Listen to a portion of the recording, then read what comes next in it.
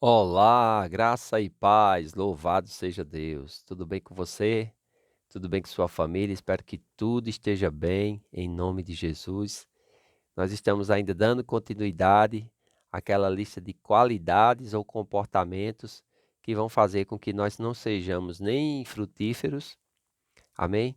Nem ociosos no nosso conhecimento de nosso Senhor Jesus Cristo e, consequentemente, na nossa vida de fé para com a sua obra. Amém? 2 Pedro, capítulo 1, versículo 5, diz assim: Por isso mesmo, vós reunindo toda a vossa diligência, associai com a vossa fé a virtude, com a virtude o conhecimento, com o conhecimento o domínio próprio, com o domínio próprio a perseverança, com a perseverança a piedade. Aí ele vai dizer no verso 7, com a piedade a fraternidade. Amém? Porque estas coisas existindo em vós e em vós aumentando, fazem com que não sejais inativos, nem infrutuosos no pleno conhecimento de nosso Senhor Jesus Cristo. E ele vai dizer ainda: aquele que nasceu de novo, mas estas coisas não estão presentes, verso 9, é cego, vendo só o que está perto, esquecido da purificação dos seus pecados de outrora. Então, é importante essa admoestação de Pedro, porque ele vai dizer que nós precisamos empenhar diligência. Amém? Diligência é algo que nós precisamos colocar força, nós precisamos fazer com intenção. Amém? De propósito. E a fraternidade é um desses comportamentos, é uma dessas qualidades. Nós temos dificuldade de entender o que significa fraternidade. Amém? Mas fraternidade é algo muito simples. A fraternidade é o caminho do amor. Já parou para pensar? Ontem nós falamos sobre piedade, né? Porque é uma coisa que é importante. Amanhã nós vamos falar sobre o amor, que é algo essencial.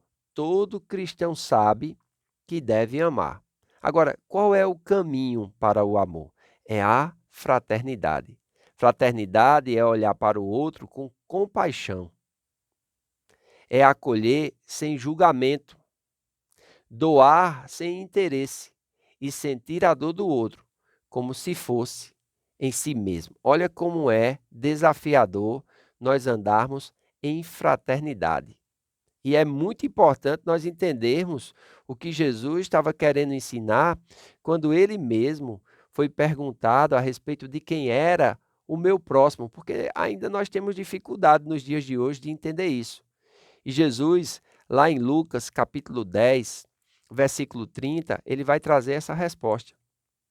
Às vezes a gente diz assim: ah, mas se eu for ser fraterno com todos, eu serei chamado de besta. Bem, amados, se for isso, nós precisamos entender que não importa como as pessoas vão nos chamar, o que importa é como nós vamos viver. Se nós quisermos ser frutíferos, se nós quisermos ser bem-aventurados na obra de Deus e no conhecimento de nosso Senhor Jesus Cristo, nós temos que desenvolver com diligência esses comportamentos. E a fraternidade faz parte. Jesus, falando sobre fraternidade, ele vai falar sobre a parábola do bom samaritano, que todo mundo na igreja já ouviu a respeito dessa parábola. Mas o que é interessante é porque Jesus está respondendo aqui uma pergunta de um intérprete da lei. Quem era o intérprete da lei? Era aquelas autoridades judaicas que ensinavam ao povo e davam resposta quando eram perguntados. Então ele está perguntando a Jesus, querendo se justificar dos primordiais mandamentos, que é o amor a Deus e o amor ao próximo, perguntando quem é o meu próximo. Aí em Lucas, capítulo 10, versículo 30, Jesus diz assim: Jesus prosseguiu dizendo: certo homem descia de Jerusalém para Jericó e veio a cair em mão de salteadores, os quais, depois de tudo, lhe roubaram e lhe causaram muitos ferimentos, retirando-se, deixando-o semi-morto. Casualmente descia um sacerdote por aquele mesmo caminho e, vendo, passou de largo. Semelhantemente, um levita descia por aquele lugar e, vendo, também passou de largo. Versículo 33. Certo samaritano que seguia o seu caminho passou-lhe perto e, vendo, compadeceu-se dele. É aqui que nasce a fraternidade. A fraternidade é o caminho do amor, mas ela nasce na íntima compaixão, de olhar para o outro e se compadecer, de olhar para o outro e se colocar na situação que ele está enfrentando.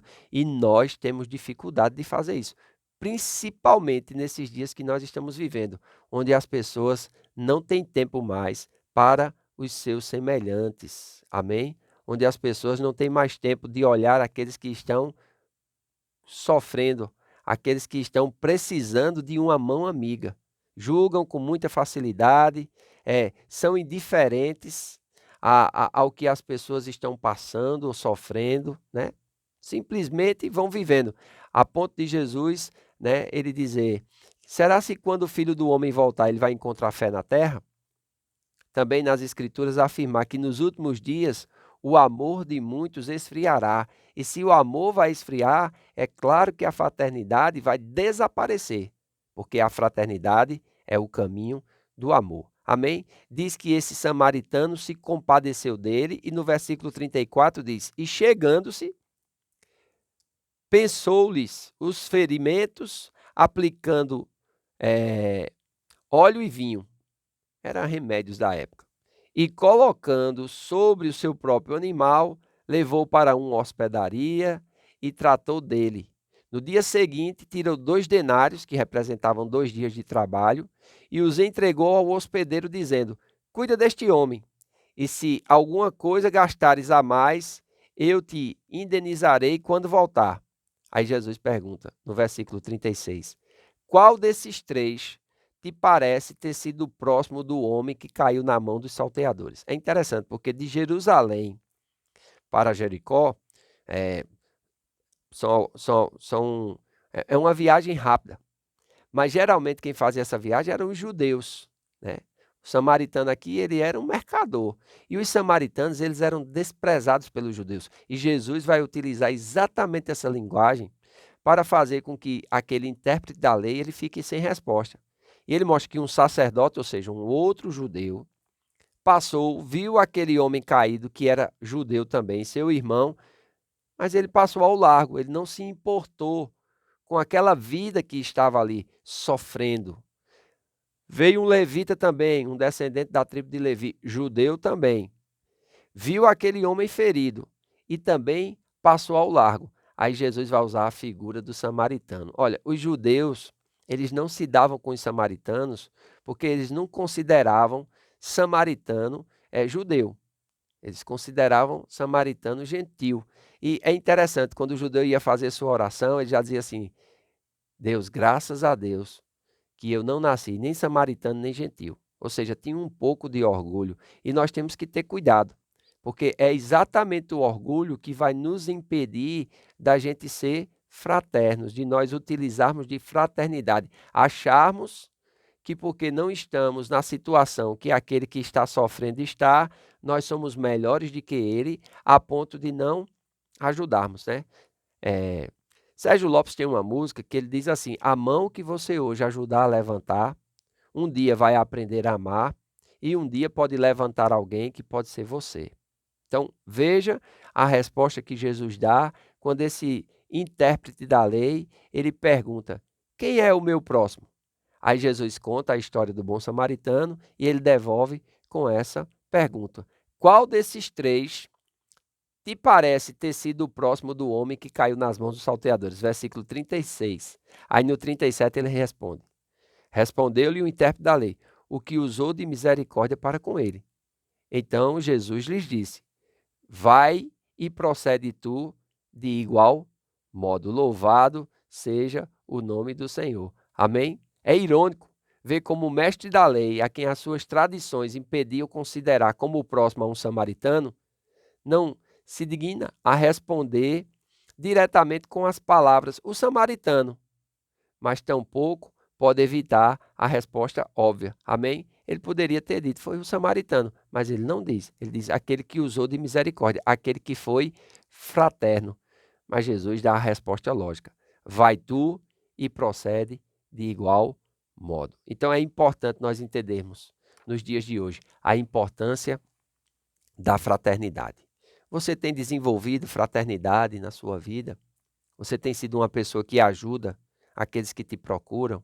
Ou você tem sido como esse intérprete da lei, cheio de si, cheio de orgulho, pensando que pode enganar Jesus, pensando que pode confundir Jesus?